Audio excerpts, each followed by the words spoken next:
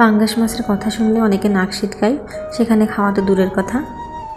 আসসালামু আলাইকুম, কেমন আছেন সবাই? আজকে আমি আপনাদের সাথে পাঙ্গাস মাছ রান্নার একটা রেসিপি শেয়ার করব, আশা করি ভালো লাগবে।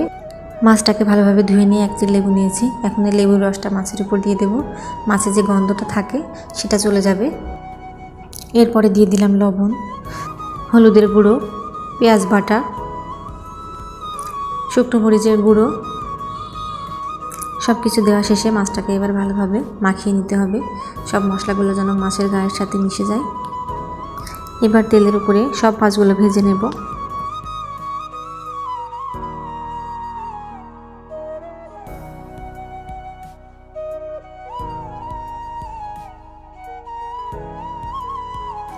তেলটা ভালো মতো গরম হলে সব মাছগুলো ভাজতে দিলাম।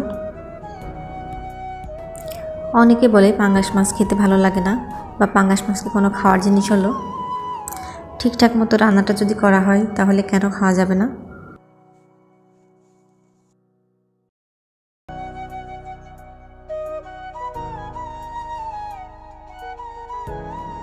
মাছ ভাজা শেষ হয়ে গেলে তেলের উপরে দিয়ে দিলাম পেঁয়াজ কুচি।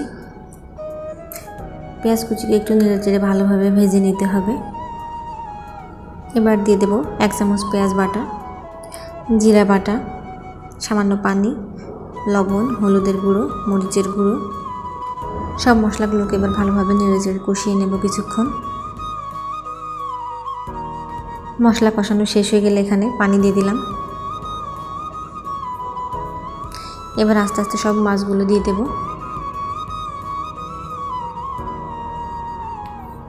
এখন চুলাটার আঁচ বাড়িয়ে মাছগুলো কিছুক্ষণ রান্না করে নিতে হবে। এইভাবে পাঙ্গাস মাছ রান্না করলে কখনোই খেতে খারাপ লাগবে না। আপনারা বাসায় একবার ট্রাই করে দেখবেন। আজকের মতো এই পর্যন্তই।